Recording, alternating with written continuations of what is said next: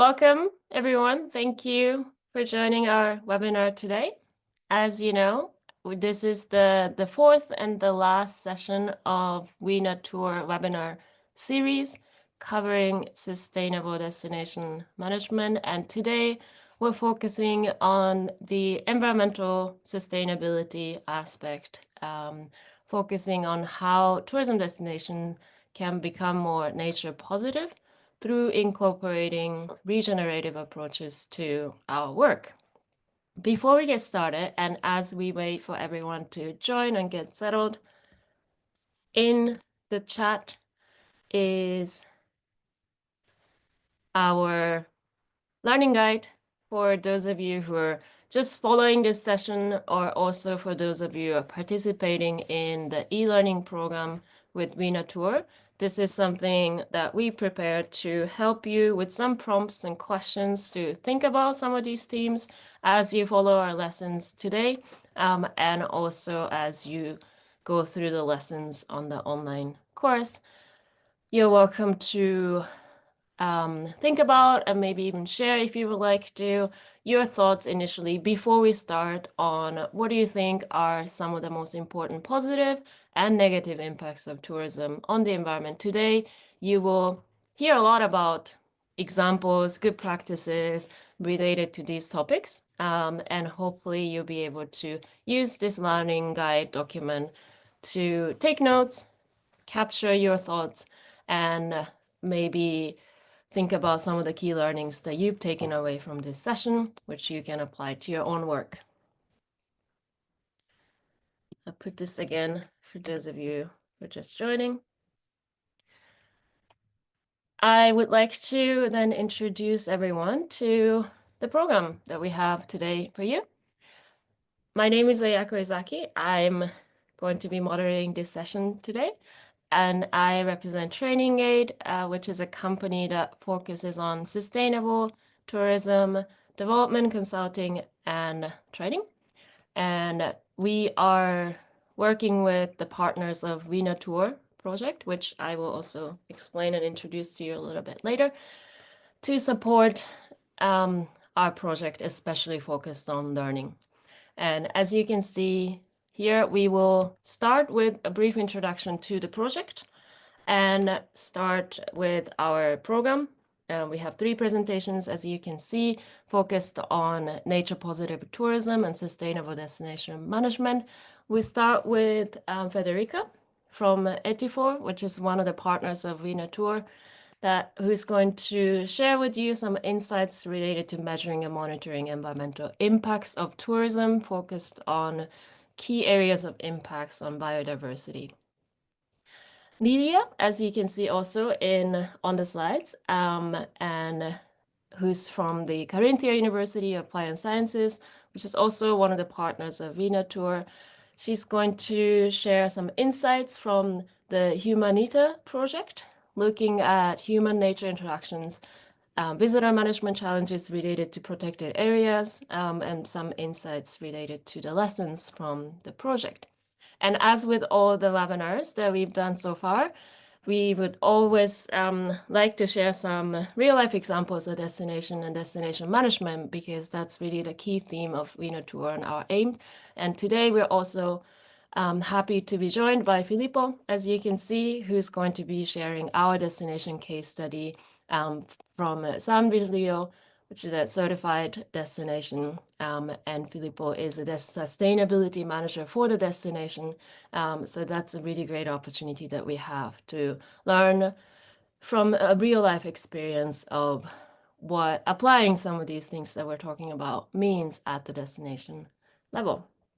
So before we start with all these great presentations, just a quick overview and introduction to WeNaTour. As you can see, WeNaTour is a European-wide network and alliance of partners from across the region, and also those stakeholders that are engaged in these themes of sustainable and nature-based tourism.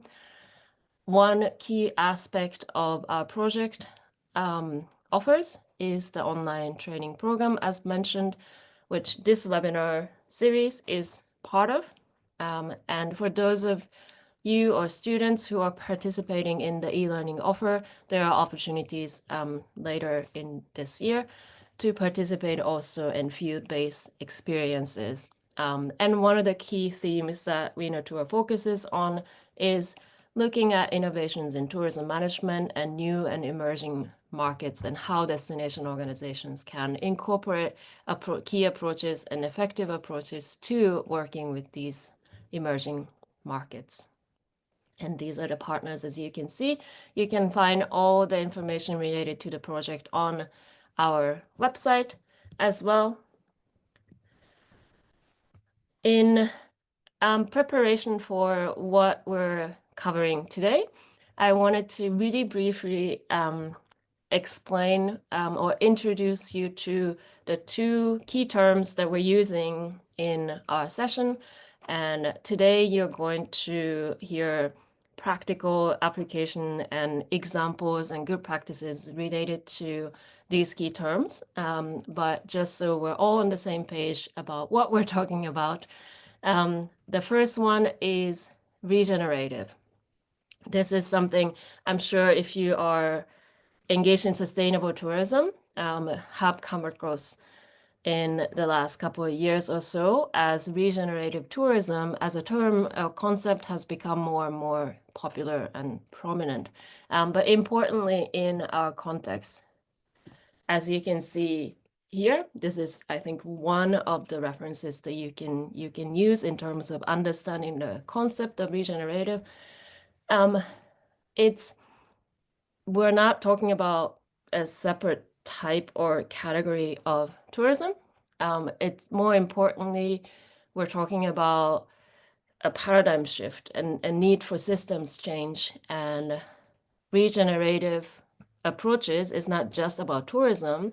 Rather, in our context, we want to think about how we can use the regenerative approaches in tourism to make tourism more sustainable and nature positive. Nature positive tourism, I think this is also a term that can be used, that is being used often, and maybe there may be different ways of understanding, of interpreting or using it. But really simply, nature positive tourism or nature positive approaches describes a world where nature is being restored and is regenerating as opposed to declining. And this is also within our context, what we talk about when we say nature positive is really applying that approach to tourism. And therefore, both of these are really important concepts related to sustainable tourism and sustainable destination management. So with that, another quick reminder to encourage you to follow our lessons and take notes of your own learnings from today. And at this point, I will hand the screen over to Federica to start our first part of the presentation. Thank you, Ayako, and good morning, everyone, also from my side. Let's check the screen again. Is that everything okay? Great. So I've seen also many familiar names, and so thank you for joining. It's always a pleasure to get back together and discuss about these themes. And for those who don't know me yet, I will speak briefly just about myself. I have a tourism management background, and now I work as sustainable tourism manager for Etifor Value Nature. And together with my colleagues, we discovered the power of the global sustainable tourism standard as a tool for destination management. Therefore, we apply them in our projects together with destinations and operators. And recently, I also gained the qualification as an official sustainable tourism trainer. In addition, we also would like to spread JSTC criteria in Italy, where we are based, but worldwide if possible. So WeNaTour is a powerful tool in that sense. But just to say that we are also part of the JSTC Italy working group other JCC-related working groups at national level are starting. So happy to share experiences also in that sense. And for those who didn't have the possibility to join us before, just 2 words about Etifor. And we are a university spin-off based in Padova, and we put nature at the heart of decision-making by developing science-based solutions. We do not work only in the tourism field, but we actually have a multidisciplinary team, and we put all our competences into the projects that we make, especially to drive sustainable change in the economy through the valorization of nature. So about the content of my presentation, we will start to talk a little bit about the relationship between nature and tourism. Then we will discuss about the global goal for nature. And then we will talk about the impacts of tourism through the 5 drivers of biodiversity loss. But we will see that impacts are both negative and positive. And then just a bit of conclusion through the steps forward. So let's start. Why is nature important in tourism? Nature, of course, is important itself. We value itself. However, we really need to take into account the importance of nature for all economic activities, including tourism. In fact, among the many economic activities that there are in the world, tourism is strictly related to the territory in which it is delivered. More than 80% of the value of tourism goods and services relies on nature's resources and ecosystems. And the exploration of nature in tourism is gaining more and more relevance, as you can see from the data below. In fact, they account for over half of all tours, and nature-based tourism is growing in popularity and predicted to generate 665 billion annually by 2030. Again, going a little bit more into detail about this relationship between nature and tourism. Nature provides many possibilities to tourism. The first one are ecosystems and wildlife. Ecosystems provide a series of benefits that can be material or non-material. These benefits in technical terms are defined as ecosystem services. And in tourism, the most important one are the cultural ecosystem services. Among them, you have, for example, the aesthetic enjoyment that you can feel whenever you have an experience in nature. Then there's also freshwater provision. Think about lake and sea tourism experiences, but also all the fresh water that is used in tourism facilities, and most importantly, along the whole value chain, for example, in the provision of food. Then there are also natural materials, and this is related, for example, to the land that it is used in order to develop tourism infrastructure and facilities, but also metals and concrete. Then energy, which is really important to tourism. Tourism, especially in the mobility part, is quite energy intensive, as we will see. And then also climate regulation provided by nature is fundamental. Of course, you have the experience to understand how tourism flow are actually somehow impacted by the climate. So we really depend on that. Despite the fact that tourism is really based on nature, we are not really doing our best to protect it. And it's not just in terms of climate crisis, which is one of the main themes that is recurring in the debate, but we need to have a broader view and consider also biodiversity loss. in fact, since 1970, there has been an average decline of 73% in monitored wildlife populations. And this has led to the loss of genetic diversity on one side, but also in the decline of the functional integrity of the biosphere, which basically means how the biosphere works.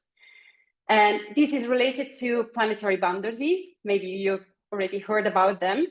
Biodiversity loss and climate change are one of the 6 of 9 planetary boundaries that we have already exceeded.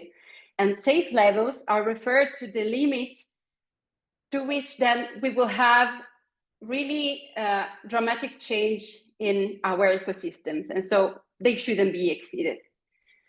Due to this emergency, the global community has decided to push for a similar Paris Agreement for biodiversity, which is the global goal for nature during the COP15 2022.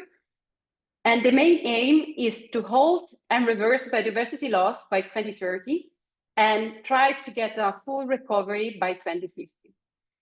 How can we do that? So you can see here that there's a sort of balance. And at the moment, unfortunately, this balance is more on the nature negative side. So we should try to restore the balance and drive it to a nature positive side. And we can do that only if all economic activities, tourism activities combined, leads to an absolute increase in nature to the point of full recovery that we've seen just before. We are used to tell how tourism is important, especially in relation to the contribution to the GDP. This importance also has some side effect on the responsibility that the whole system should take in order to drive the change that we've seen. And nature positive is a part of the regenerative tourism framework.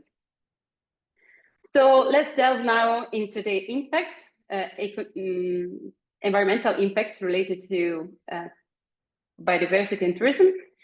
And to do that, we will use the 5 main drivers of biodiversity loss that have been described by the Intergovernmental Panel of Biodiversity and Ecosystem Services. And you can see that there are 5 of them, but not all 5 have the same weight. Each sector contributes differently in terms of pressures to the 5 main drivers. And thanks to the work done by the colleague Giulia Soldano during the WeNaTour Positive project, we were able to try to understand which are the main pressures related to tourism through a selection of 43 tourism processes. And you can see that, of course, climate change, the impacts on climate change are really important from the tourism side. And another interesting fact is that pollution, which is usually considered one of the main effects of tourism, has actually lower impact than expected. On the column of frequencies, you can see how many times the team has poured into the analysis. Maybe if any of you is interested to get more on this, please get back to me. So one of the themes of today's presentation was the measurement and the monitoring of environmental impacts.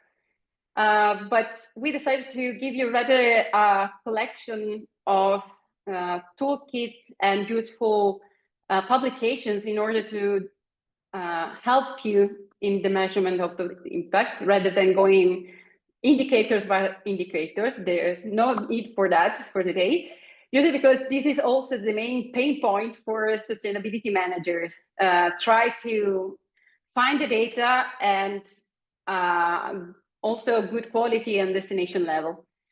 But just to go quickly through the publications, you already got to know the destination criteria, the JSTC criteria. They are also available for other kinds of operators along the value chain. Then another important source are the European Tourism Indicator System. And recently, the UN Tourism has published the statistical framework for the measuring the sustainability of tourism. Another good publication is the benchmarking methodology that is used by Destination Sustainability Movement that manages the related index. And then you will find also a nature positive travel and tourism toolbox that is really focused on nature and environment aspects of tourism. And finally, we wanted to give you a representation of someone that has already implemented a system, including economic indicators in environmental indicators. And since we will then later have a case study from South Tyrol, you will be able to access to the Sustainable Tourism Observatory of South Tyrol results and annual report. And this is one of the many tourism observatories that has decided to join an international network and that annually publish sustainability report for destinations. It's usually easy to find data at provincial level, not quite easy to find them at destination level, but I've seen many improvements even in terms of tools that destination can have at their disposal in order to monitor their impacts. And so there's hope to get all data that destination will need. But let's now focus on the impact, and let's try and start from the land and the sea use change. Of course, any infrastructure has an impact on habitat in terms of destruction and fragmentation, unfortunately. In rural areas, this means deforestation. In other maritime areas, this means the loss of coastal habitats. And we also need to take into account also the indirect impact of tourism, for example, due to the maybe unsustainable food chain. And on the right, you have an example of a destination that has had an important development over the recent years. And I invite you to use the Google Earth engine time-lapse to search for some destinations and see the changes that they have seen during the last years. And we shouldn't be too judging on developing destinations, considering that even many European destinations have undergone this process in the last century. However, on the positive side, tourism can really help in contributing positively to land and sea conservation. Think about how many natural areas would be abandoned if there wasn't tourism.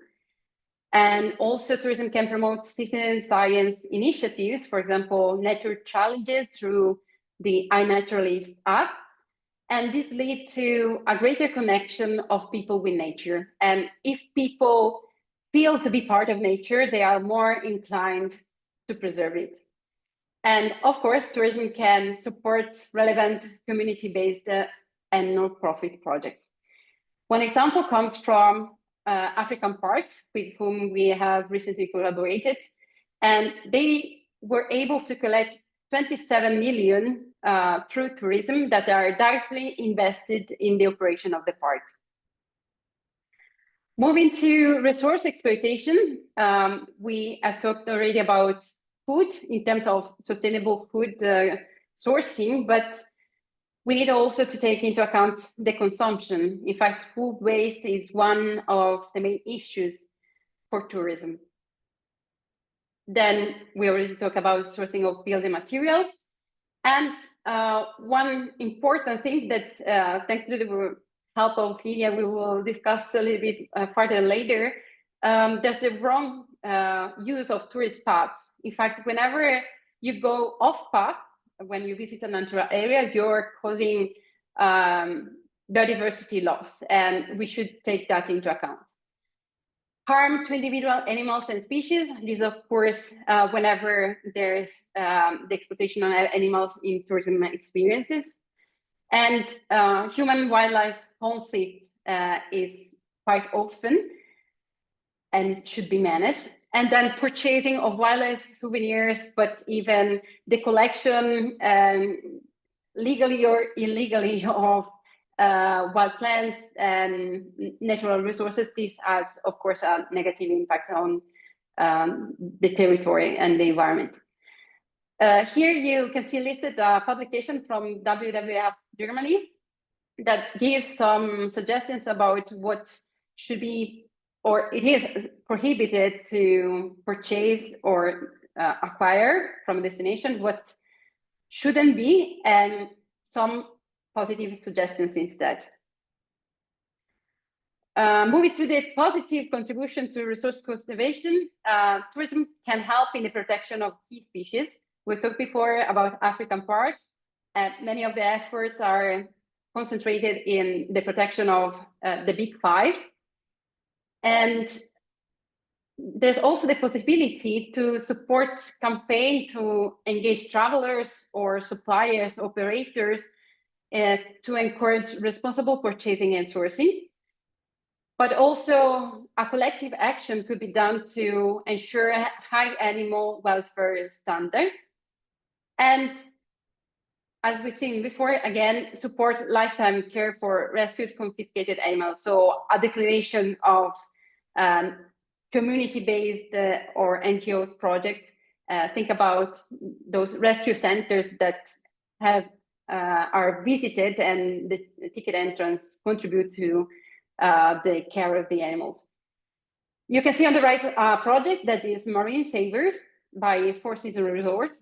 And basically, they're providing a volunteerism experience to their guests, because they not only can financially contribute, but physically, the scuba diving experience entails the restoration of the local coral reefs.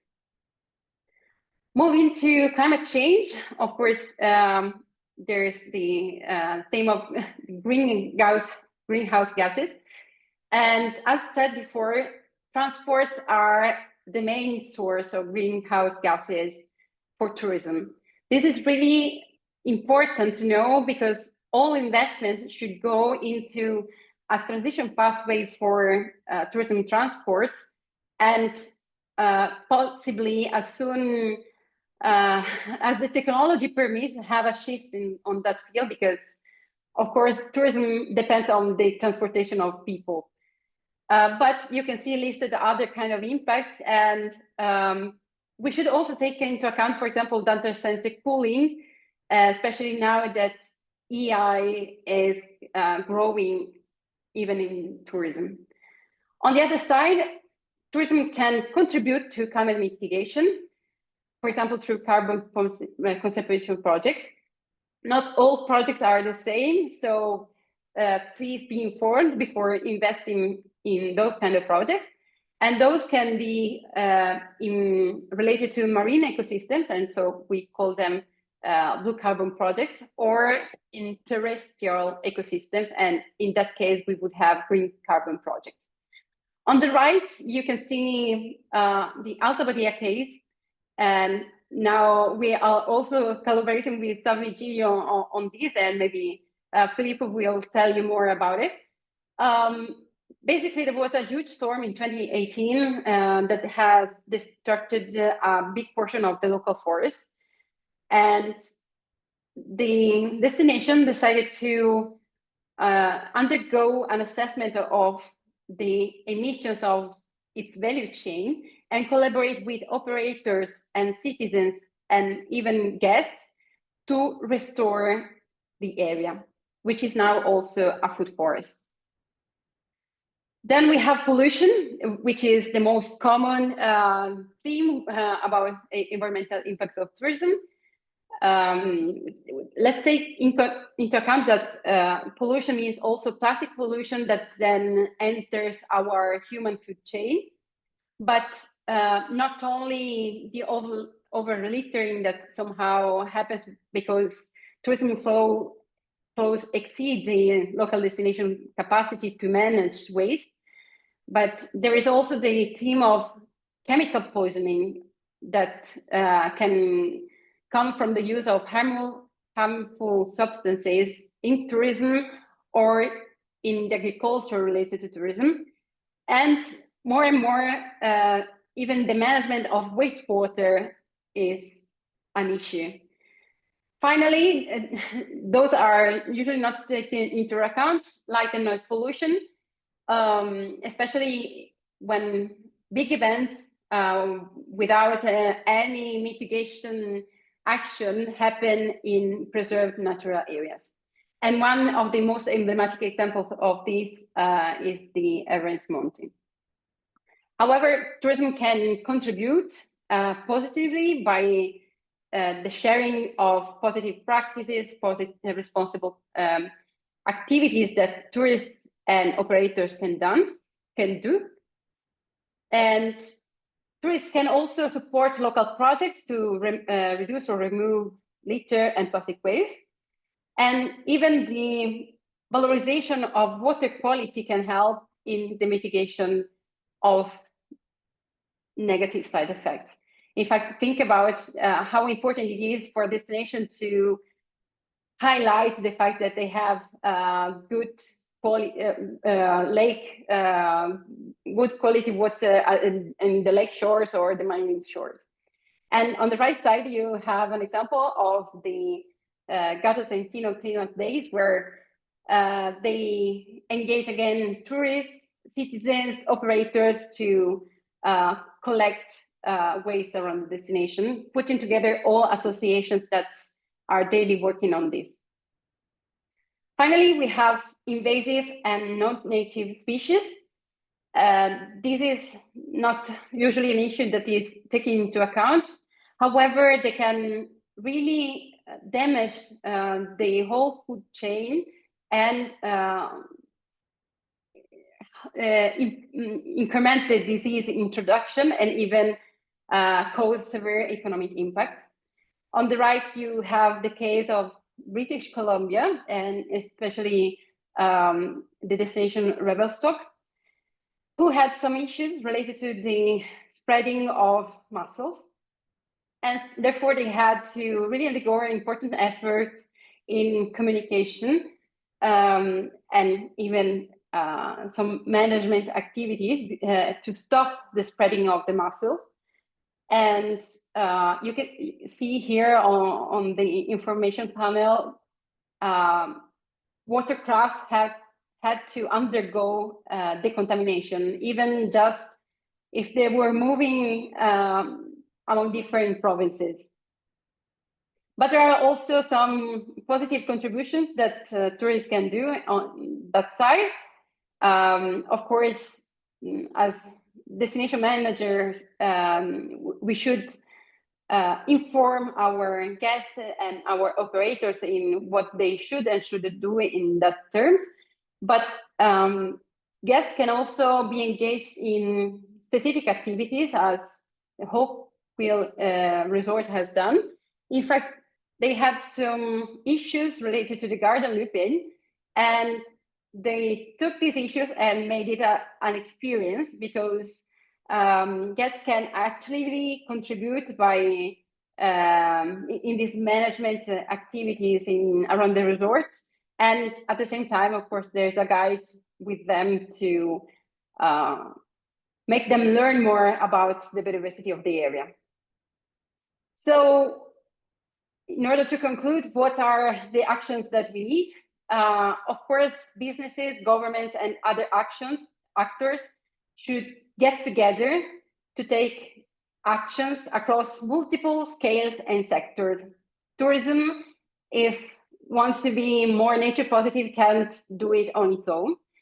And of course, we need also to take into account societal factors, because nature conservation can't go in a separate way. We need also to take into account human well-being, equity, and prosperity. Otherwise, there won't be a balance. So this translates into reducing nature negative impacts by identifying and reforming environmental harmful policies, subsidies, and activities. So the mitigation side. But on the other side, we need to push up the balance and increase nature positive actions, again, working on policy, subsidies, and finance, but also investing in nature-based solutions and enterprises. And the most critical part is to act towards transformative change. This is what's really difficult to undergo, what the regenerative framework asks, and try to value tourism activities not only by arrivals and GDP, but towards the positive change that they're able to bring to the system. And to circle back to the beginning of this webinar series, the important thing is to really work on destination stewardship. And so try to balance the different needs between residents and tourists while valuing nature. So this was all from my side, and I'm happy that we will have interesting studies from those who put these principles into practice. And again, if you want to get back on some of the themes, I'm really available.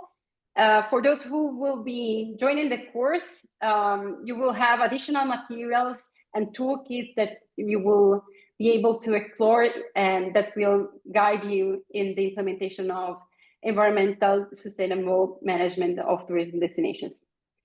Thank you. If you want to get in touch and be updated, you can find our newsletter here. So I will now stop my presentation. Thank you, Federica, for your presentation. We have a couple of questions in the Q&A. Just a reminder to everyone, please do feel free to use the Q&A section under Zoom menu to share your questions for our presenters. And what we would do is we'll go through the presentations, and then at the end, depending on the time that we have, we'll try and address the questions that come up. For those questions that we don't get to cover during the live session, we'll make sure to address all of the questions in follow-up in writing, which you would then be able to see on the WeNaTour website, and also if you're part of the course related to the lessons, you see those Q&A answers as well.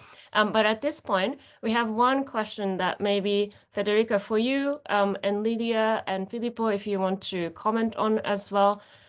I think it's really looking at all of what you shared, but also the reality of the world where we are seeing really challenging times in terms of sustainability of our ecosystems and biodiversity.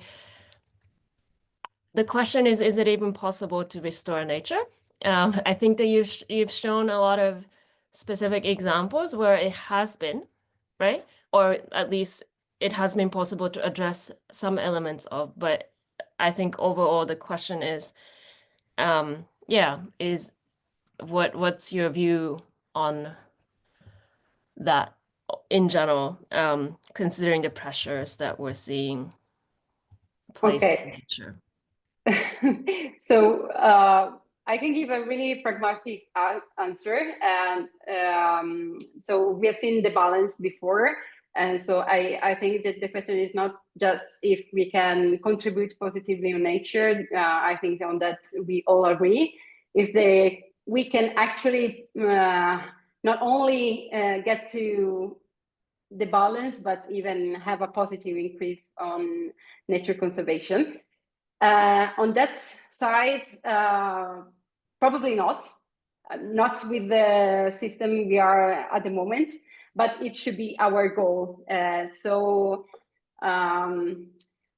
the challenge that we're facing and that should drive the decision that we take. Of course, in a complex system, we've seen that we can't just take into account nature conservation, because otherwise we would have negative impacts on the societal factors that are really fundamental for our well-being.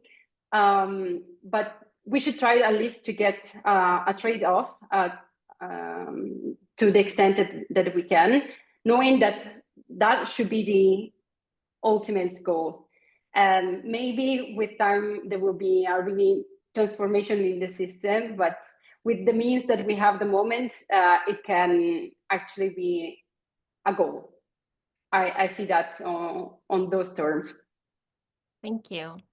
I think you also shared a really good point that tourism is not the only sector that should be working on it, or tourism is not shouldn't be working separately from other partners, other industries, other parts of society on solutions. Rather, it's about being part of the solution and how tourism can contribute to it. And that ours is an industry where there is a very strong case for protecting nature because, as you highlighted, we depend on it. So maybe there's the role that tourism plays in creating that motivation and incentive for making sure that our natural places are attractive to the need that we have, the economic needs and social needs that we have as well. But I think also another point that you shared, Federica, was sharing good examples. And I think that's also really important because part of the answer to this is we need to be continuing to show that it is possible, and that's done by sharing good examples of practitioners, destinations that have been actively working on. So yeah, thank you.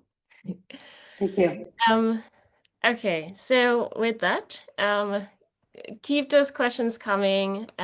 Please share your comments and questions in the Q&A. We'll be monitoring those and hopefully we get to cover as many as possible during our session today. But at this point, we would like to go to our next segment of our webinar program today. Lilia, we will, you can take over the screen and start your presentation.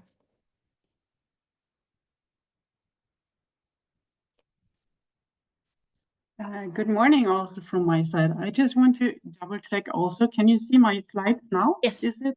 Yeah, we can see and hear you perfectly. So we can start. So I'm very happy to be able to present some of our findings of a Interreg project here at the WeNaTour course.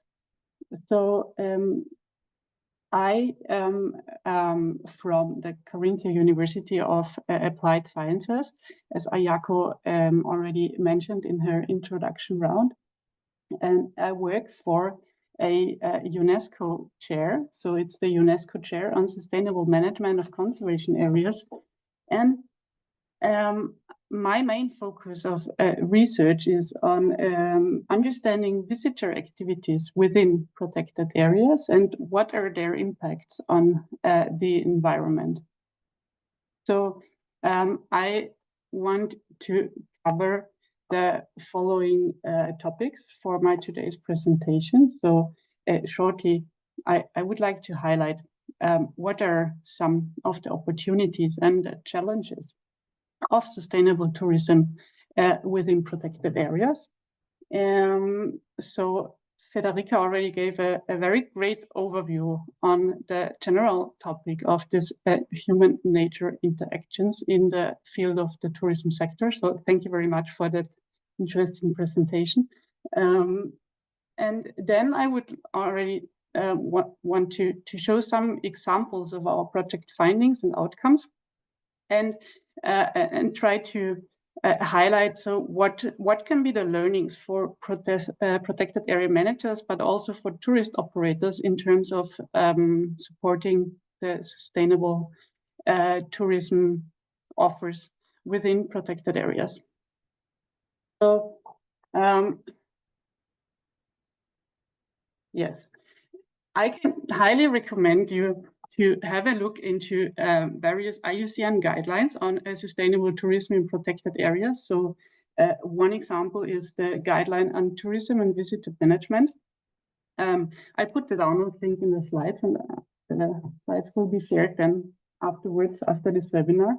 And basically, sustainable tourism in protected areas is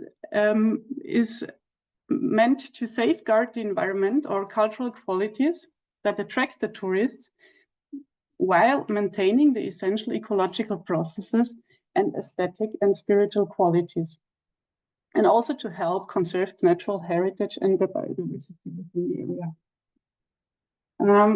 So, looking at the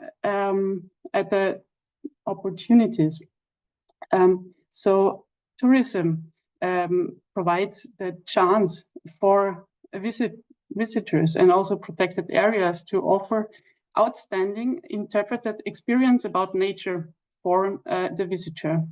On the other hand, and over tourism within those natural areas may lead to protected areas being a commodity or a resource that is exploited by the tourism industry, because the main interest might solely lie in creating revenues, creating profits, and new experiences for the tourism sector.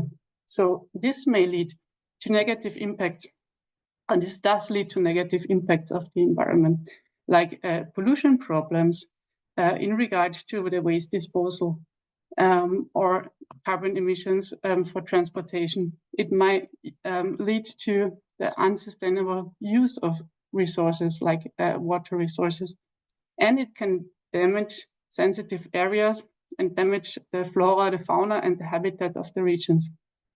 But an opportunity, of course, with a increased income of tourism can be a joint action between tourism operators and protected area managers to create a sensitive infrastructure planning. Visitor impact mitigation techniques can be used.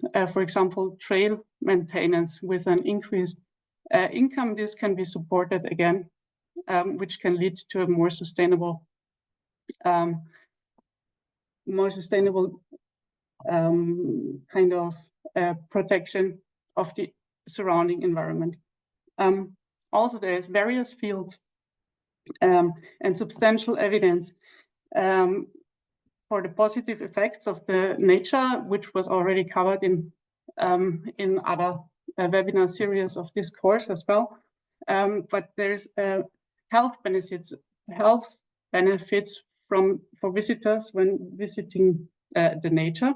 On the other hand, also especially in the mountainous areas, there are some health risks associated with tourism in protected areas due to a decreasing risk perception, which is also fostered and supported by information technologies like information on outdoor apps, for example.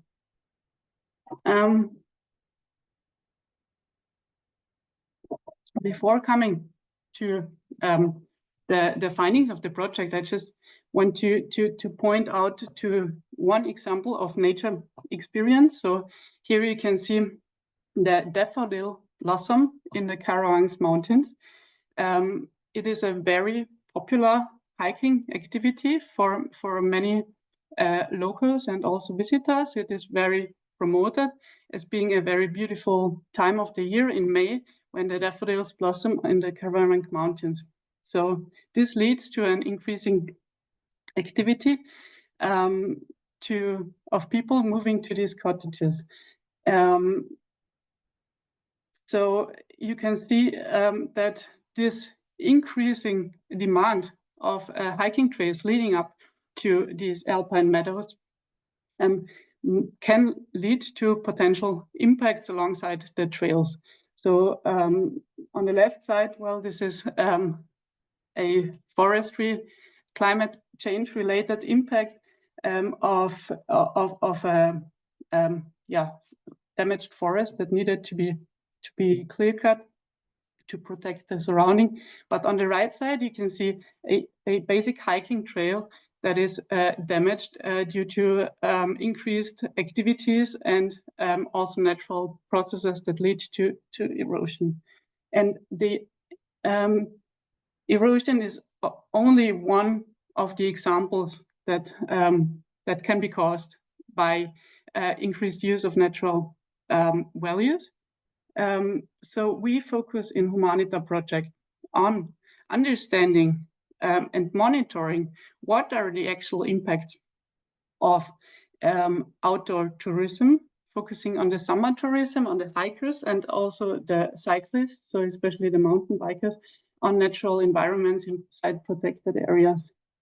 And so we wanted to understand the awareness of visitors about their own impacts on the environment.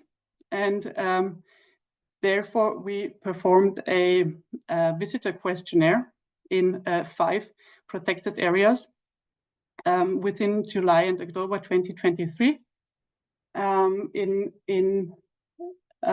So we reached over 600 visitors when we performed this questionnaire, and you can find the full report of the insights following the link here on the slides.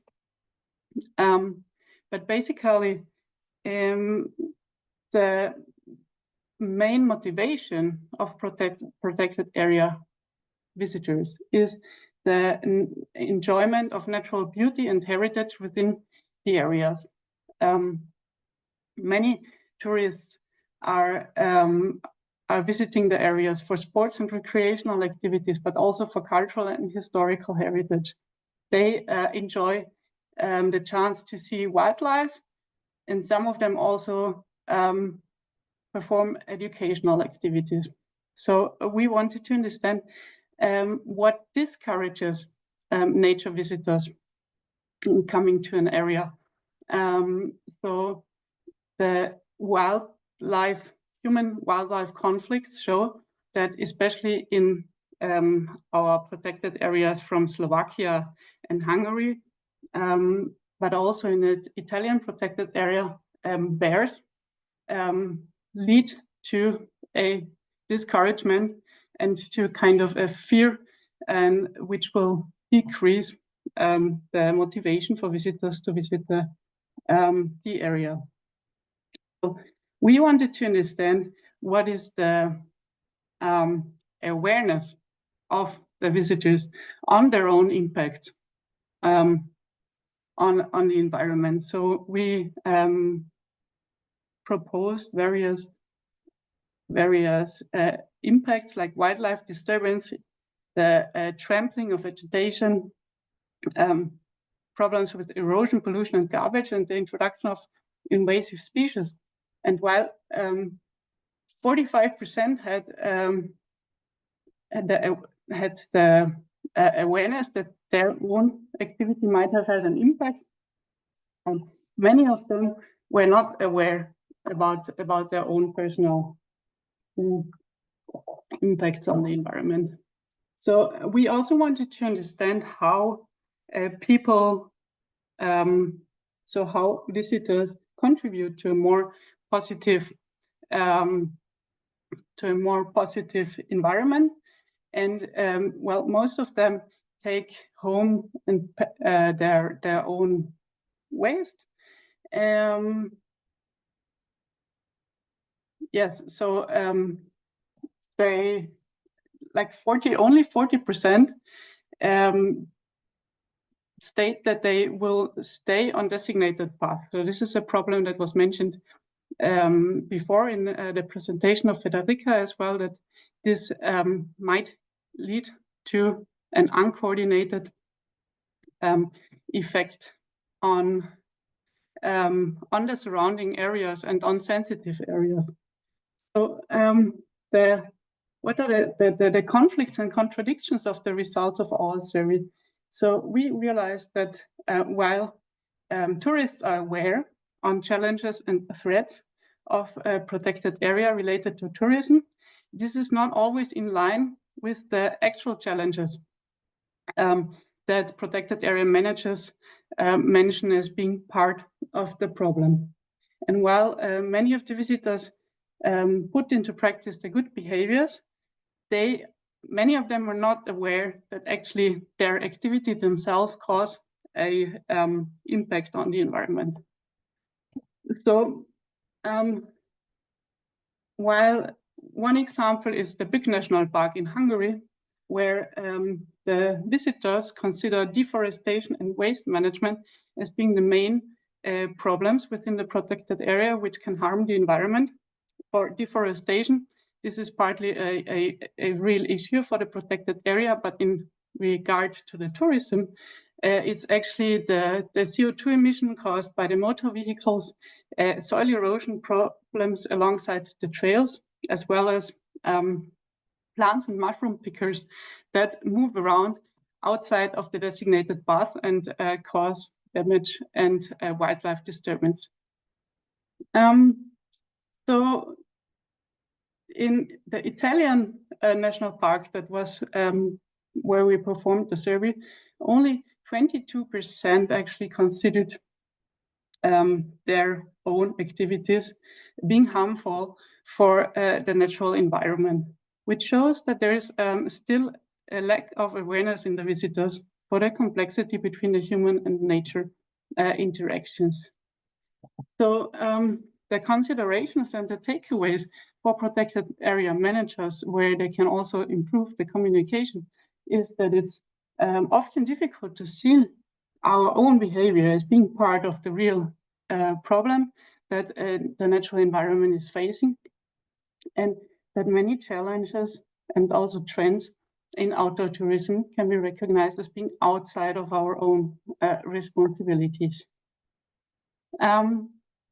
So I would like to highlight now how information about sensitive environments can be transported to tourists like hikers and the mountain bikers, and how actually tourists plan and navigate their activities, and what kind of information they also share with the public, which can then again be a problem and a challenge for protecting sensitive habitats. So as you can see in this infographics, actually the habit of planning and navigating outdoor activities has significantly changed over the past decades, and information technologies are a influence that makes it difficult sometimes for tourist operators as well as for protected area managers to manage the visitor flow alongside the official hiking path, because there's a lot of information about unofficial path in the environment that can be found by anybody actually, as it's publicly available. So identifying this problem within one of our within all of our pilot sites, actually we tested what kind of information from these technologies can be used for protected area managers to understand the visitor flow, and also to manage the visitor flow in a way that people become more aware about sensitive areas and the behavior within it. Here you can see a monitoring guideline, which is also an IUCN guideline, a framework for biodiversity monitoring in protected areas. So we use this actually for all monitoring activities within our project to understand, so what are the main issues of the protected area where we want to target, and why do we need a monitoring program? So when should we use it to, so when should protected area managers use it actually to increase the understanding about the human-nature conflict? What are the indicators that we want to look at? Who needs to be involved? Who is our target group? Which area is most affected, and how much will it cost to actually follow a monitoring program to understand this kind of impact? So for understanding the state of the art, we did an inventory of official hiking and cycling routes within our pilot area, the Carinthia UNESCO Global Geopark, which is a cross-border park between Austria and Slovenia. And also we did an inventory about sensitive areas within there that are officially protected by designation of a nature protected area, landscape protected area, or European Natura 2000 area. Looking then more closely at some of our pilot areas, here you can see an example on the left side of official cycling offers within the area. On the right side, you can see actually activities from outdoor platform users. So you can see there's quite a difference between the actually permitted activities and the use of the landscape. So how do people actually know about the potential to go up to a mountain peak with a mountain bike without it being an official offer? So here you can see some examples from selected outdoor apps and the information provided. So there is a vast information about various activities that can be found by anybody, by any tourists and local that comes and visit the area. But what does this mean for conservation area managers? So the apps and the data of the apps, they provide opportunities for the understanding additional information about the visitor flow and the movement. The data from the apps, they give information about the movement in the areas, and editing the data can support visitors, can inform visitors about sensitive areas and possible temporal restrictions. The basis of most outdoor apps is the OpenStreetMap. The OpenStreetMap is a community-based database, so to say, that includes information about the world surfaces, and including information about the national park, about the regulations on this platform, can inform visitors about local regulations. So here is one example from Komoot. So if you're selecting a highlight or a planet tour in Komoot, and this tour leads through an officially protected area, you will get the information that this highlight is inside of a protected area, and you can follow this information. So you can put a link inside to understand, okay, what are the local regulations there. Outdoor Active has a cooperation with the German association Digitize the Planet. Digitize the Planet is working together with protected area managers and nature conservation authorities to put nature law into practice. So to create rules that can be communicated over various platforms. So basically, they take the laws and regulations and translate it to easy to understand rules about how to behave in the nature. For example, inside of Nature Park Topard, it is a regulation to put the dog on the leash. To understand the visitor flow within an area, it is there is a possibility to use data from the fitness app Strava. So Strava has created a platform, Strava Metro. They work together with urban planners, with trail networks and city governments to improve active transportation planning. Here is one example of one of our pilot sites near Villach. It's the Nature Park Dobrać. And you can see the amount of data that is available for the past 5 years in this illustration. You can see quite a over-representation of bikers using this app, which makes it, of course, more reliable for predictions of movement for the cycling community, but also for the hikers. You can see hotspots where actually there's a lot of activities that might influence the natural values. So here you can see from the Dobrać Peak area, one example of the main hiking trails that are used by these Strava users. And on this slide, you can see actually a heat map that is provided by the Strava Metro dashboard. So you can see there's a lot of activity. So the lighter the color is, the more activity there is going on. And looking then at the satellite pictures here, you can see that there's a lot of trampoline. There's a lot of detours and paths on this mountain peak. Looking at the Google Street View, you can see how this looks in the reality.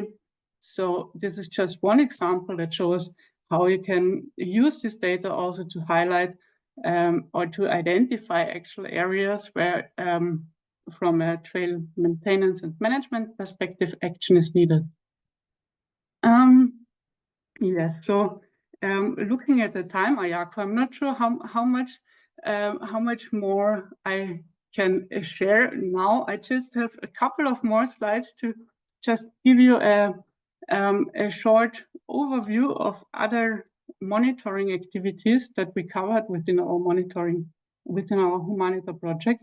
And you can dig deeper into these activities by visiting the homepage of the project. You will get all kind of information if you want to learn more about these. So we perform also some citizen science activities to involve the visitors in a more nature positive relationship. So for the citizen scientist is sometimes also a tourist, and this is the aim for one of our pilot sites, the Carinthia UNESCO Global Geopark, to attract nature-interested people and nature recreationalists who enjoy the opportunity to be inside the protected area while contributing their data of observations that they have.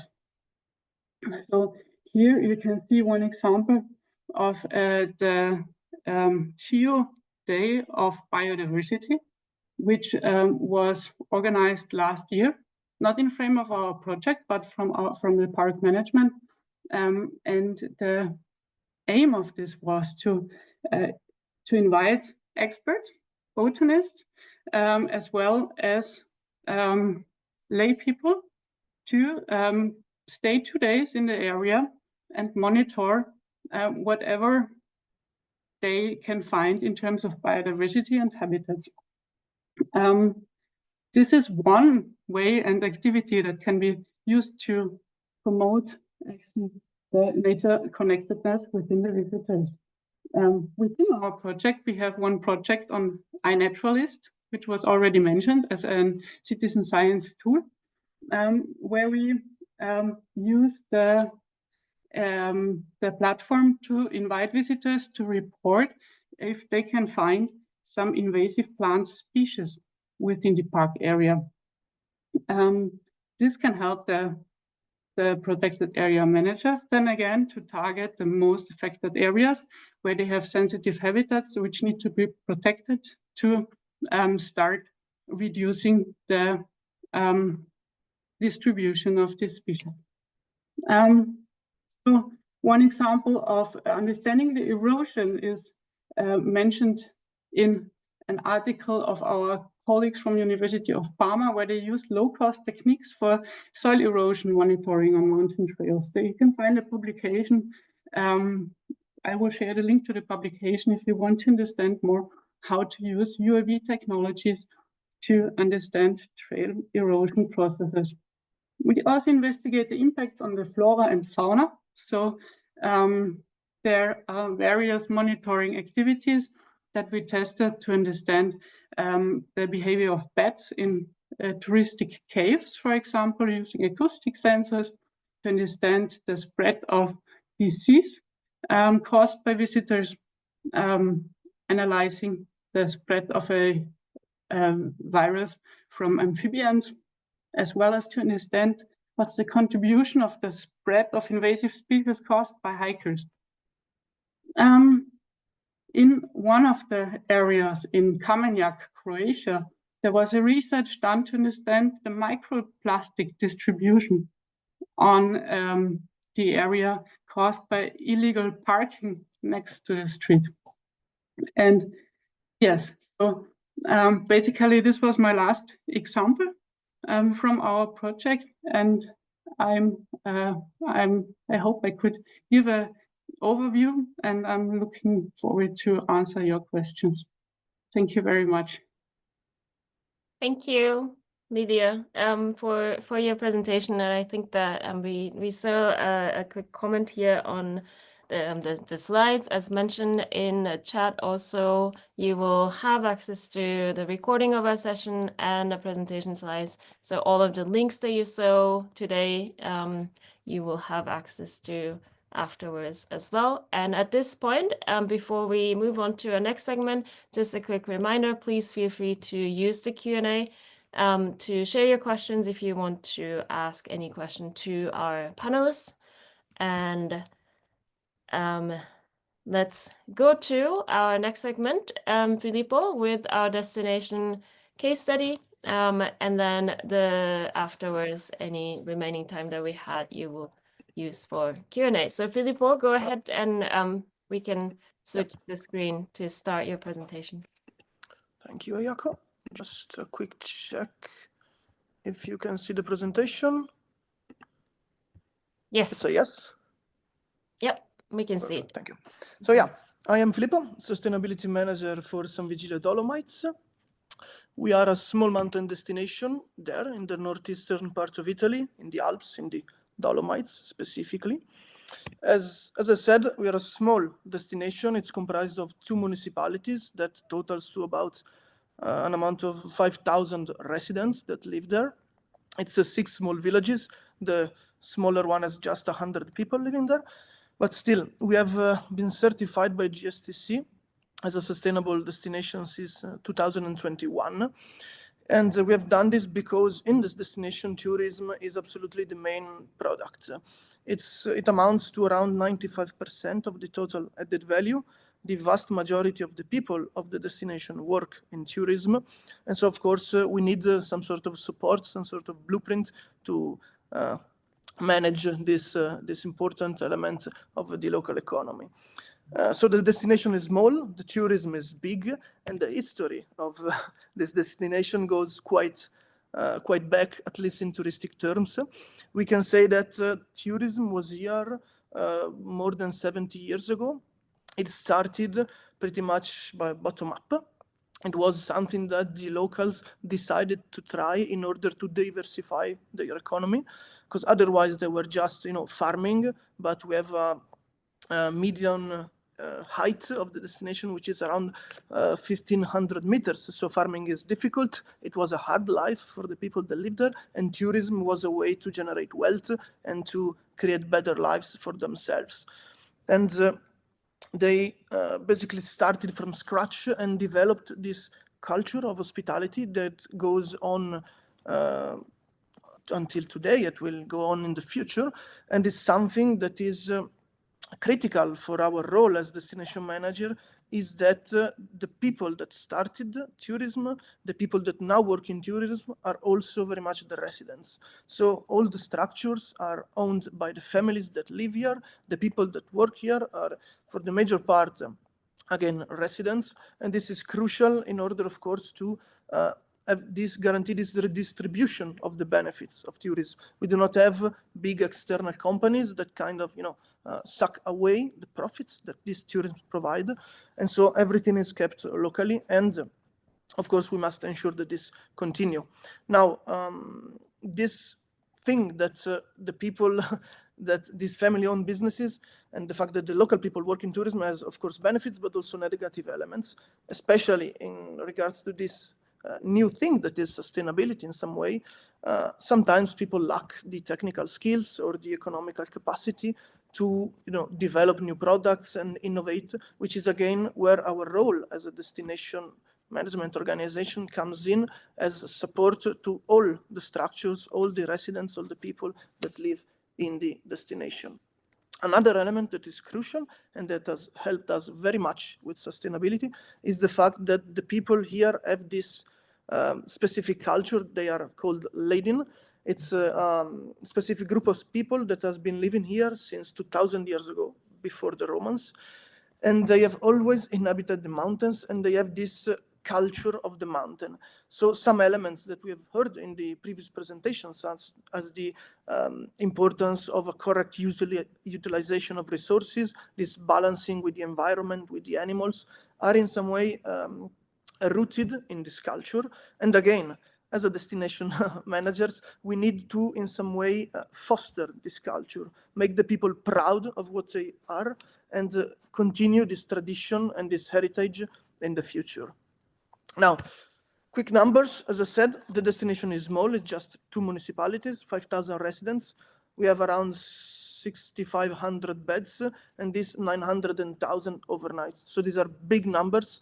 Tourism can be a problem. As of now, as of the surveys that we are made, the people still are quite fine with it. They understand that it's something that brings value to the territory. But of course, we need to be in control of what happens to tourism. We need to have this strategy of development of tourism. We are also quite lucky because 56% of our territory is a protected territory. We have 2 natural parks and quite a lot of Nature 2000 areas. In these parks, we have a lot of protected species. Some are unique of the parks, live only here.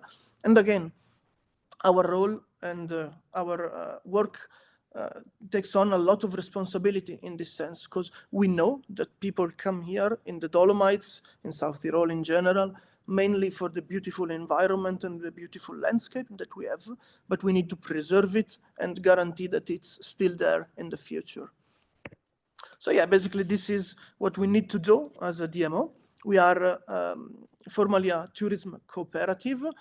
We are a private entity, non-political, and this is important because we can in some way define direction and keep it in the long term, and sustainability is a long-term commitment. So of course, we can in some way get aside from the political elements. If the major changes, if the new mayor is not interested in sustainability, we can still follow through with that. And we are financed by the local structures. So we have 380 associates. These associates are the, again, vast majority of hotels, apartments, but also like artisans and farmers that work here in the destination.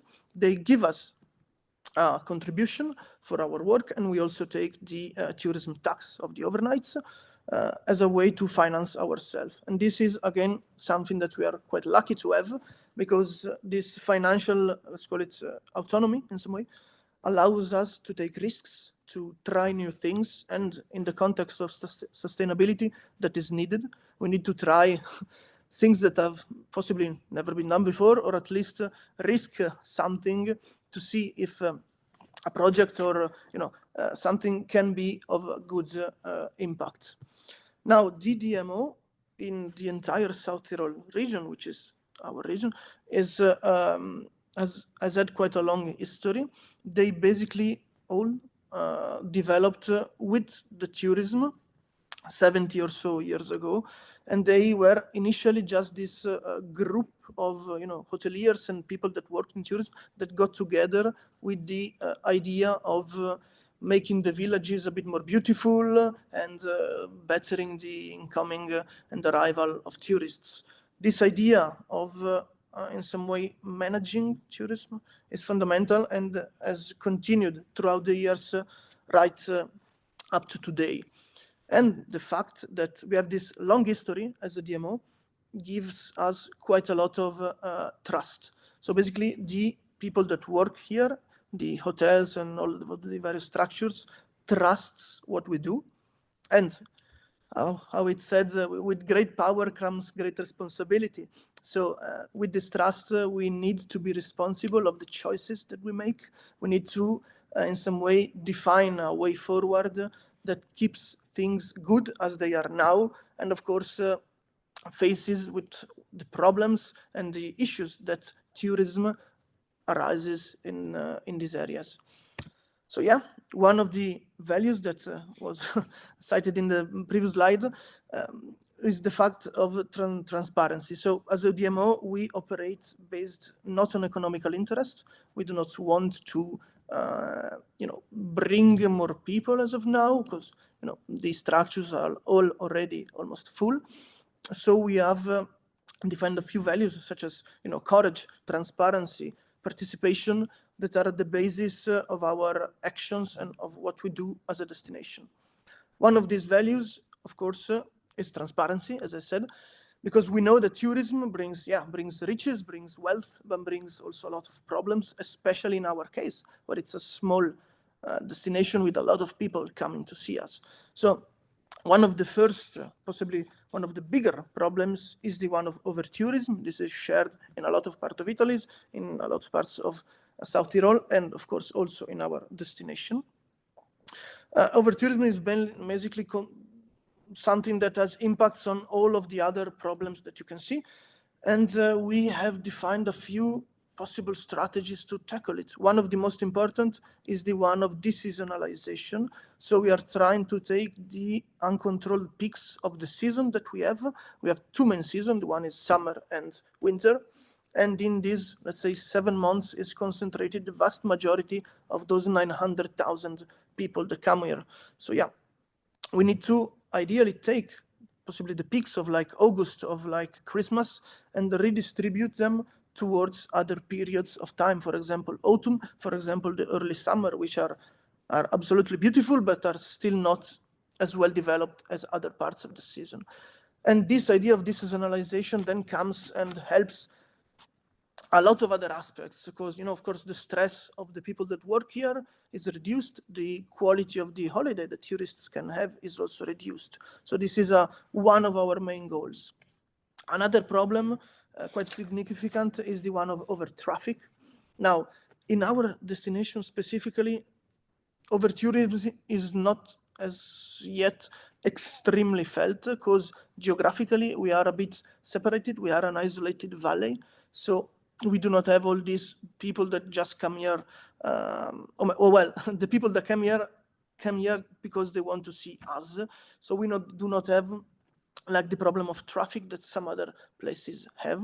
However, of course, it's still a potential thing that could be, that could get worse in the future. So we need, again, to manage this thing of traffic.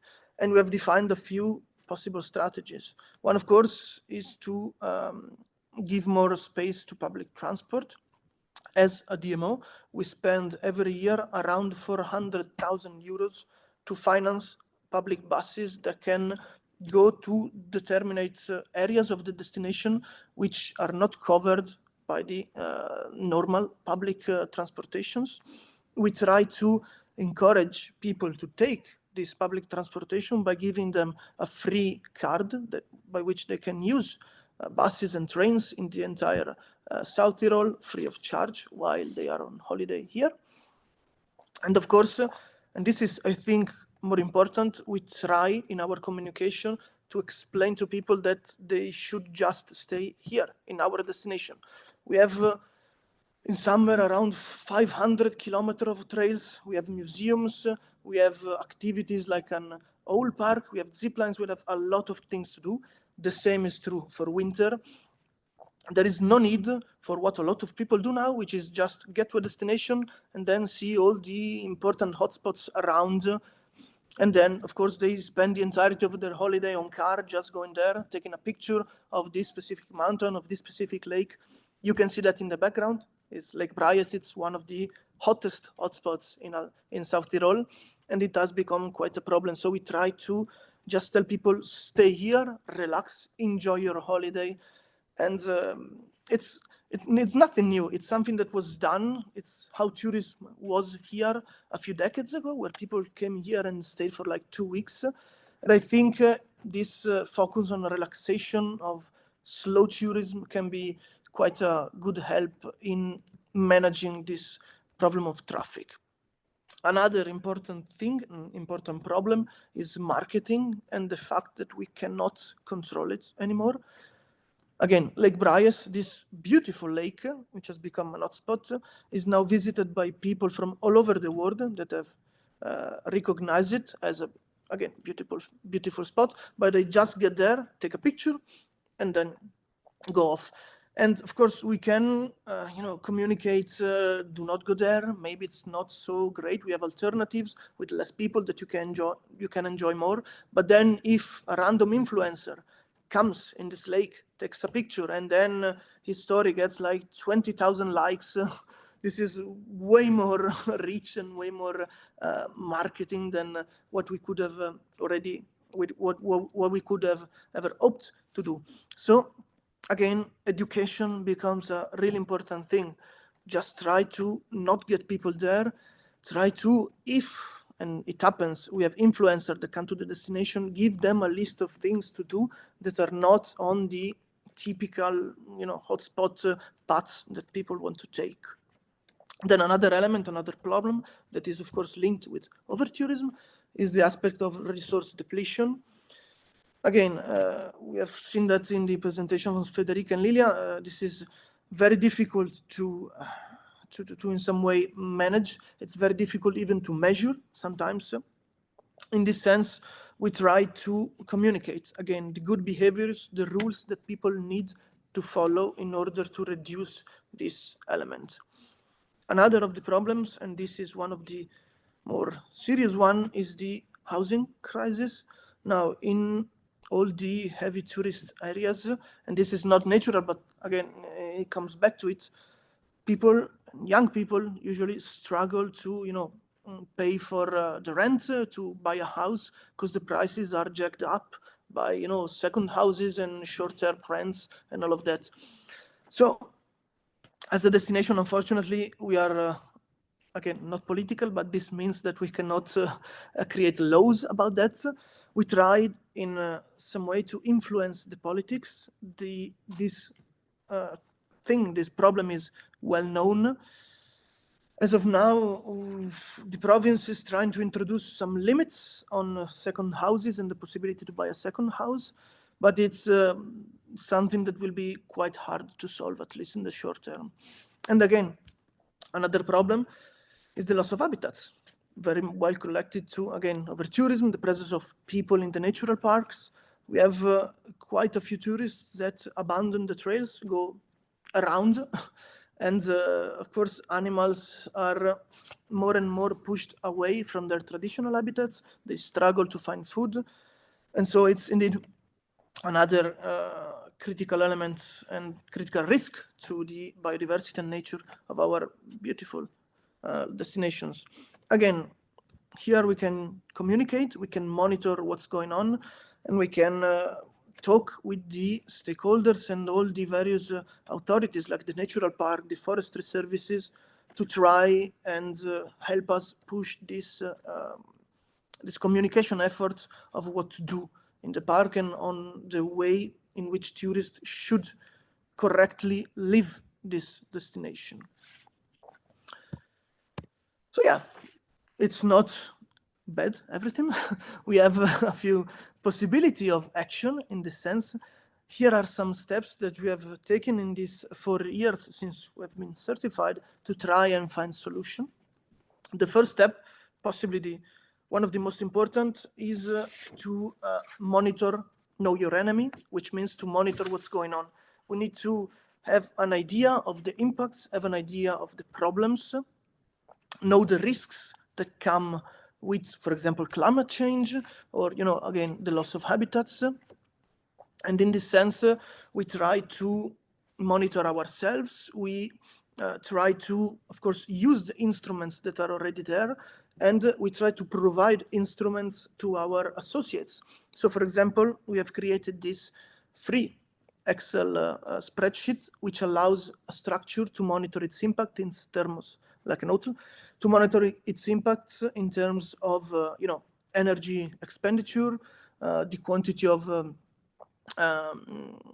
warming, the warmth of their houses, and the impact and the CO2 emissions linked to warming their structures. They monitor their water usage. They monitor their waste production, and this is an instrument that technically already existed, but we found, and this is connected to the second point, we found that our structures are too small to use complex instruments. So this is just the most basic Excel spreadsheet that we could create. It's very simple to use. It's free.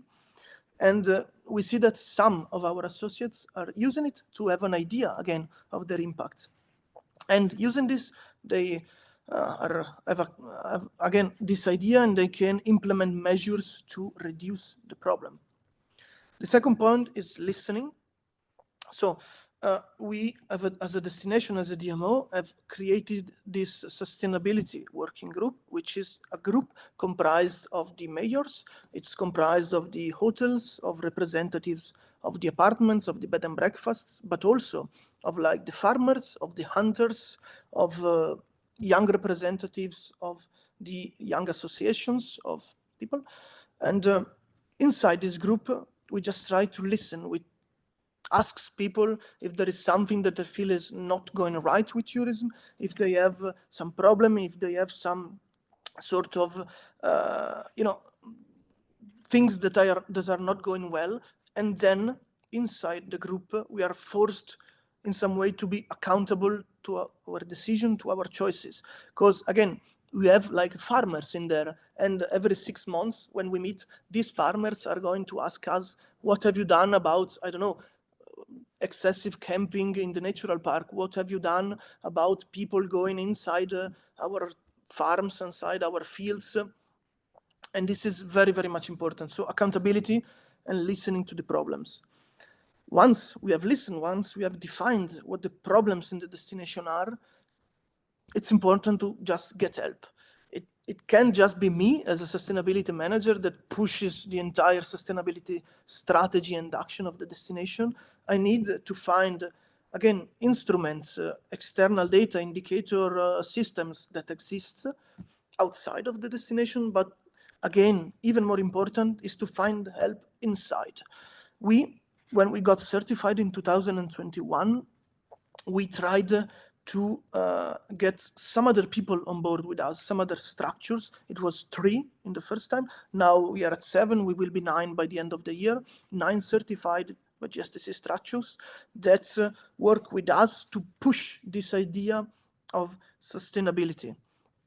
It's important because these people are these first movers. Let's call them like this.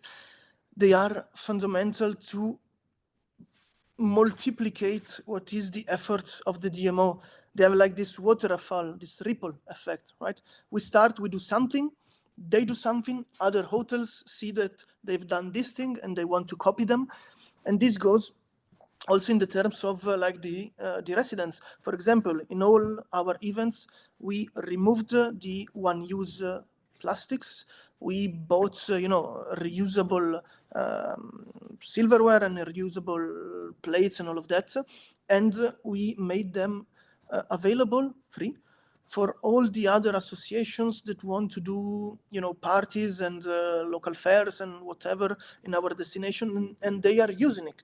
And not only they are using what we provided them, but they are copying what we did well. For example, being a bit more precise about dividing the waste. They are doing that because they saw that we did that as a first mover, and they copied it because they have this mountain culture, let's call it like that. They are sensible to these problems, and seeing once somebody does it, some first mover, then they copy it.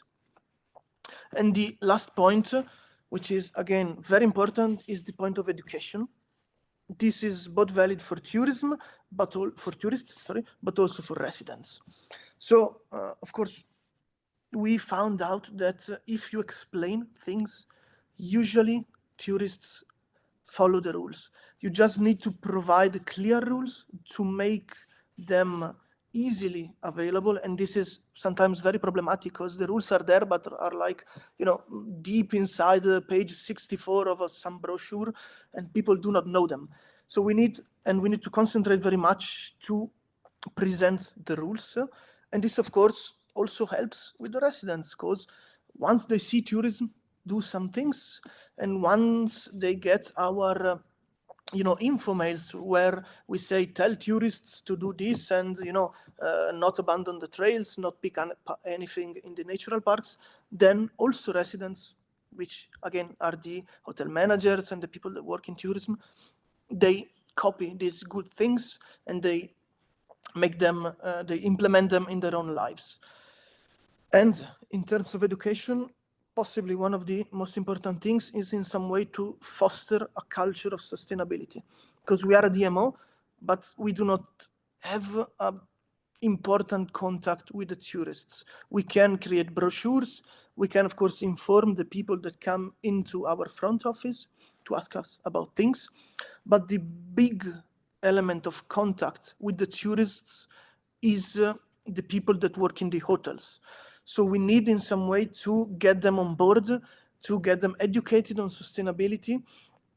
And think about it, if you find a waiter, like in a mountain hut, that tells you, yeah, you have a fantastic excursion, maybe you ask this waiter, where can I go? Is going to tell you where to go. But if this waiter also tells you, be attentive, like keep away from wild animals, do not throw anything, then the impact of this sustainability education process is much, much more important. And one other thing is just the ability to tell no. Like we have quite often these propositions of creating events with historical cars that can come here and do all these beautiful panoramic passes in the Alps. We just tell them, no, this is not what we are. This is not a product that we want. And unfortunately, this is difficult to convey to people in terms of we are doing this because we are not doing it. It's just a negation of things, but it's something that needs to be remembered. Sometimes not doing anything is more important than creating another product, creating another hotspot. And here are some of our examples of things that we do. So again, this seasonalization, very much important to balance the let's say the stress on the infrastructure, the stress on the people, the stress on the tourists themselves. So we created these, let's call them autumn and spring special. These are just packets of activities where there are a lot of activities for the entire week that a tourist can do freely or with a strong discount. And these packets are then given to the hotels, and they can propose them as a way to make these out-of-season periods a bit more attractive. And this is critical, once you decide to do something, you need to monitor its impact, because it cannot just be some money pit where you spend thinking you are doing something good. So we are monitoring how many days these hotels are keeping open. And these days are getting a bit longer. So in the 2 years that the autumn special has existed, we have prolonged the season by around 3 days per year. It's not much, it's less than a week, but maybe in 10 years, we can have a month more of tourism presence, which is indeed a good impact. Then we have the element of reforestation. This is the sister project to what Federica has presented in Alta Badia. It's done with WeNaTour. It's something that has quite a good impact, maybe not in terms of nature, because honestly, nature is fine even if the trees are not there. In 20 years, the trees will be back with a bit more biodiversity than what we have. It's something that maybe we do also as a form of image, because people expect some sort of landscape, and if they do not find it, it's not ideal for tourism. But indeed, it has a big role in terms also of sensibilization. So we tell people what happened here, that we had this Vaya storm that brought down a lot of trees. After this Vaya, we had this proliferation of the tree bark beetle, which is the small insect that eats trees, and specifically a species of trees that here is very much present because it was used in the logging industry. So we tell them what happened, why some of the trees are brown, are dead, and then we get them on board and we try to again create this personal connection between the tourists and the environment, by which, of course, they are a bit more attentive, they are a bit more careful with what to do, and it's a very good help in our general strategy. Then we have this info brochure. This is a brochure that we made that is different from all the others that we have. You will not find any information about trails, about snow hikes or anything like that. This is a brochure of 70 pages that has been done in collaboration with all the stakeholders of the territory. So we went again and asked the farmers what are the problems of tourists, what you would want to tell to tourists that come here. We went to the natural park management. We went to the helicopter rescue. We went to the local producers of food and artisans. And we try to create this brochure that tells tourists what is in the destination, what are the good behaviors that they should have. For example, what to do if you encounter a wild animal, why you should not abandon the trails, why you should keep dogs on a leash, and why dog feces are very threatening for the wild animals and the grazing animals that are inside our natural areas. And this was quite a good effort, and we found a great response from the people that are here in the destination, from the stakeholders of the destination, because they saw our commitment to communicating what is important, to communicating good behavioral rules, and that is, I think, very, very much important to do. Then we have, in terms of innovation, because I think it's also important to recognize new trends and use them, of course, in a good way. We have this artificial intelligence chatbot, which is a chatbot that you can use. We launched it like last week. If you go on our LinkedIn page, you can find it. It works on WhatsApp, which is quite important because messages that arrive on WhatsApp have a very strong click-through rate. They are very much read by people. And this chatbot, of course, tells people about, if you ask it, tell me about an excursion, tell me about a good restaurant, it's going to tell information about our destination. It's very much curated by us. So all the information that are inside the chatbot that he is going to say to people are going to be the things that we want him to say. So he's never going to tell about going to an hotspot like Lake Bryas or something like that. But the, again, important thing here is that we included in this chatbot an element of sustainability. So for example, if you ask this chatbot, I know about Lake Bryas, I know it is beautiful, tell me how to reach it. Of course, it's going to tell you how to reach it. It's going to tell you how to reach it with public transportation first. But he's also going to tell you, watch out, it's an hotspot. You will find a lot of people there. It's probably not ideal. You might not have the great experience that you think you will have, and is going to provide alternatives to that. So this is basically an extension of this element of communication that we think will be very, very much important because people will use it, and this is fundamental. And again, we have a lot of other small projects that we have developed over the years. For example, we have these small blogging bags. These are just compostable paper bags that you can take. They are available in the hotels. They are available in our front office, and people can use them to pick up trash on the trails. And again, sometimes these small projects need to be explained because, for example, last year it went really well. People were picking up trash all around. But some mountain huts lamented the fact that people were coming there with trash bags fulls, and they were giving these trash bags to the mountain hut, and then they had to do one more trip back in the village to, you know, bring out the trash. And again, it's kind of crazy to think about it as a problem, but again, it stresses the importance of explaining what we do, explaining the importance of sustainability, and explaining these projects. Another one, and we'll stop in in a few minutes, is this project that has been done about that is going to be launched this season. This sustainability passport. It's just this small document with 10 good actions that you should do in the destination. And if people do them, they can be auto-certified. They just need to tell them, yes, I've done this. Then they can come back to us, present this document with all the ticks checked. And then, of course, we will give them probably a tree. So we will plant a tree in exchange of their effort. And another thing that we are going to very much focus on this season is the concept of fear of missing out. It's connected to hotspot, it's connected to marketing. People come here with this idea of having a checklist of things to do. We are giving an alternative checklist.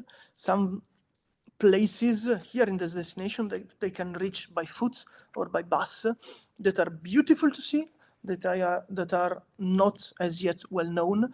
And so they can just do that instead of going all around South Tyrol, or I don't know, even down to Venice or things like that. And I'm going to close. These are all good things, these good practices, but I will stress one thing, that the most important element to have a nature positive impact, something that in the future can have a real impacts in the sustainability aspect of a destination, is to have somebody that manages that destination.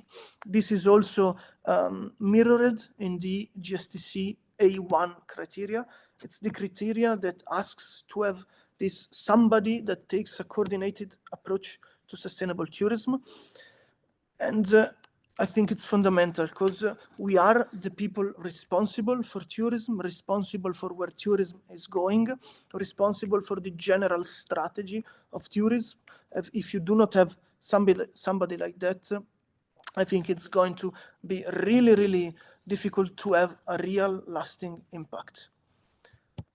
And with this, I'm finished. Thank you. That is my mail. If you want to send me questions or everything, I'm very well available to do that. Thank you for your patience. Thank you, Filippo, for your presentation. We do have a couple of questions specifically about your case. If we could start with those, and maybe we can open the Q&A to everyone. One was related to your destination communication about activities that are available, and related to visitors that have disabilities or mobility issues or other needs. Are there ways for those travelers to find information about what activities or we found a partner. It's called Südtirol für alle. It's South Tyrol for everybody. It's active, of course, in South Tyrol, and basically they provide certification for hospitality structures and trails. Again, about the accessibility of these trails or structures. We have quite a few certified structures already. We had a few certified trails. Unfortunately, here we have limits in terms of geography. We are a small valley with very steep mountains at the sides. So the actually accessible trails are very limited. Accessible in the, people with a wheelchair term. But of course, we give information for, families, maybe somebody who has a stroller for a child or elderly people, and that is very much relevant to them. Great, thank you. And that fits very well with the theme that you mentioned in terms of the importance of transparency. And this is also safety and issues related to accurate communication, especially when we're addressing those audiences. Another question for you, Filippo. This is I think an easy one. So you mentioned the Excel tool that you use for your stakeholders. Is that something that is available for anyone else, or is that a local internal tool? Now, we have made it available through our network, which is the InfoMail, which is given to all the associates. Again, it's potentially freely available to everybody. If somebody's interested, why not? Again, we provide us an additional service because we have done it in collaboration with the university and with this now ex-student. And once a structure compiles this Excel document, then this ex-student, is going to write a report to the structure, explaining again in an even easier fashion what are the impacts, what is the meaning of the elements that came out of this report. And so this, of course, is not a service that we can provide for everybody. But if somebody is interested, we can absolutely share this, this document. So maybe we can follow up and put that include that in the webinar follow up. Thank you. So the last question for you. This is very specific to ELTech. Is this something that you are okay?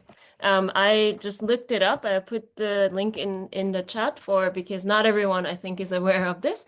ELTech 2030 plus. The question is related to your engagement in the project, and do you think that this approach will change and help address some of those issues that you've mentioned?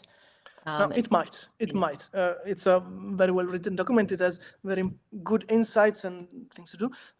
We have, in some way, integrated it into our strategy and into what we decide to do. We take in some of the elements of ELTech, but also of the provincial strategy, for example, climate reduction and emissions and all of that. And we try to integrate all of these various things into what we do. I think it has indeed the potential to change some of the problems that come to tourism. Of course, the point is there needs to be somebody that is willing to take these inputs and put them in practice.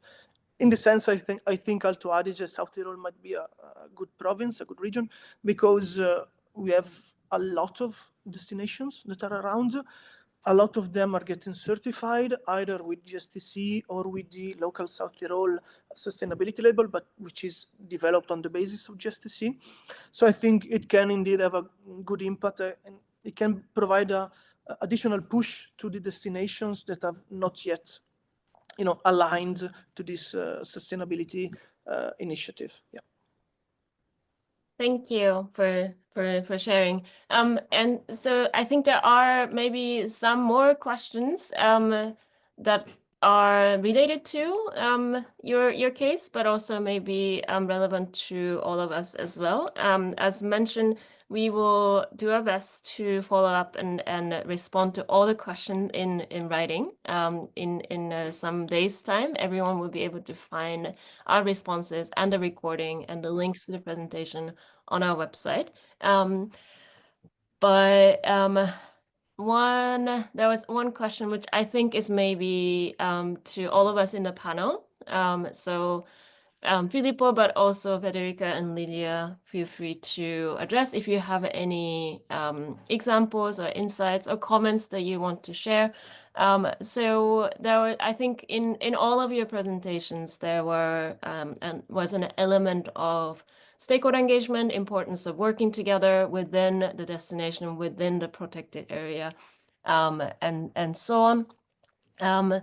What do you do with those that don't engage? What have you had issues with those businesses or other stakeholder groups that are not willing to accept and work with the sustainability aims of the destination or protected area? Those that may be guided by more self-centered or money-centered ideas. what have you done? What has worked? Or do you have any comments, examples to share in terms of? So yeah, indeed, there are a few, I wouldn't call them bad apples, but people that maybe are not in line with the sustainability thing as of now. Again, we are quite lucky because those things that I talked about, this mountain culture, this element of sustainability is in some way, rooted in the population. So there are very few structures that are just, no, we just want to grow, we just want to have more economy, and that is that.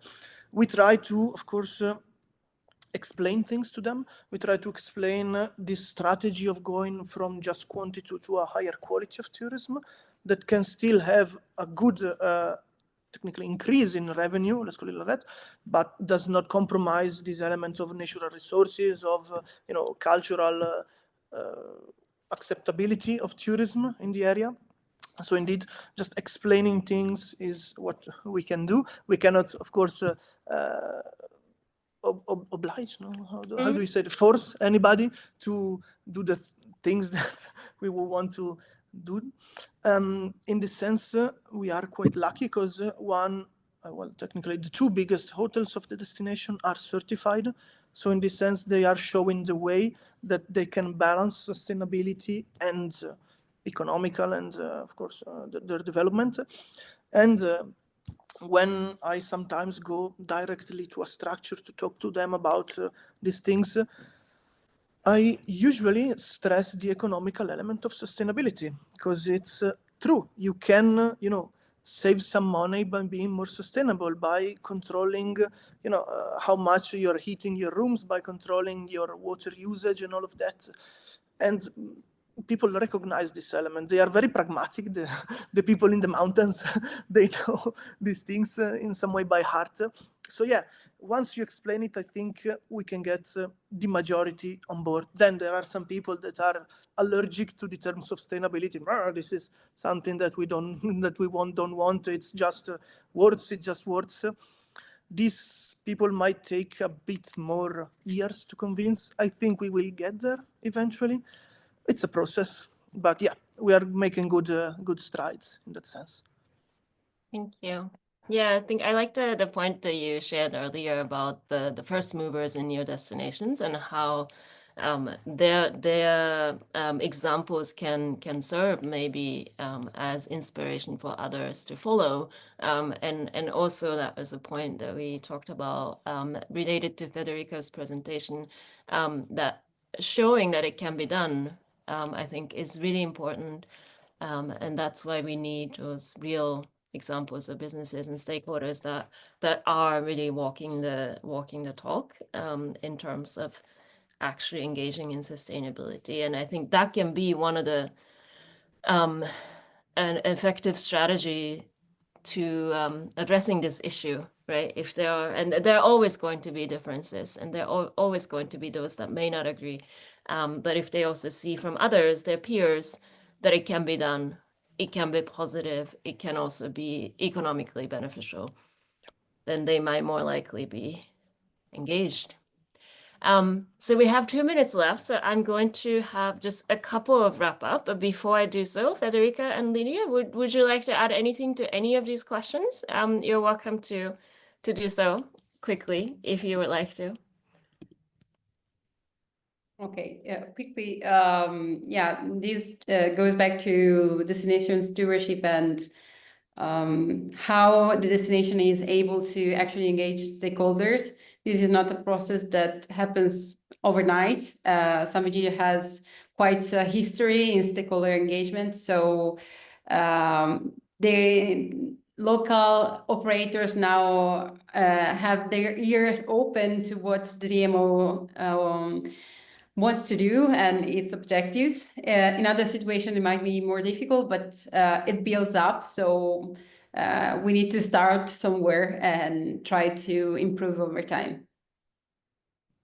Thank you. And thank you for highlighting that. I think that was also one of the big messages that Filippo highlighted, the importance of management and having that management structure and approach. So thank you. Lilia, would you like to also comment, share any last? I think much has been said by my colleagues.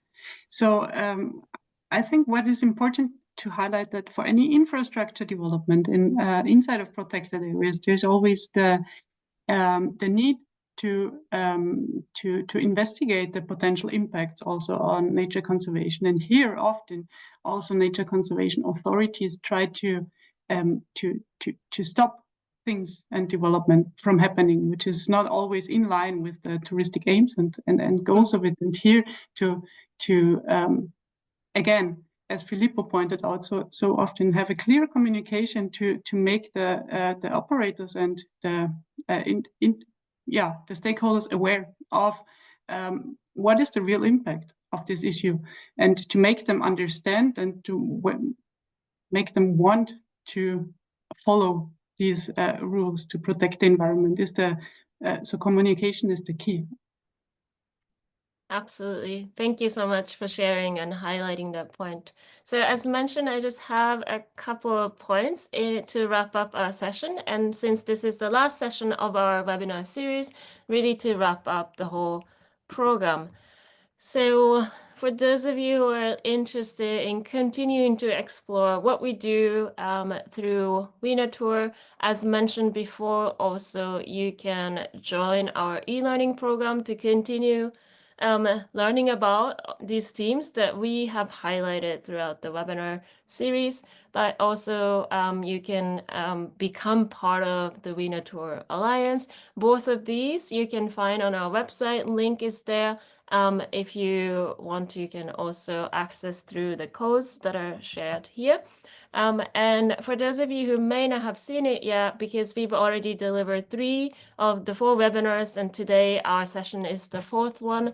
For the previous session, previous 3 sessions, the follow-up content, so the recording, links to the webinar, presentation slides, and a follow-up Q&A comments are available on our website. You can see it under our news section, and the follow-up to our session is going to be added there in the coming days as well. So thank you for being part of the series. Thank you for joining today. And if you've also joined the previous one, thank you for following us. And I hope that you will check out the follow-up Q&A, deepen your understanding of the themes that we've discussed, and hopefully also join the e-learning program to further learn and improve your knowledge in these areas.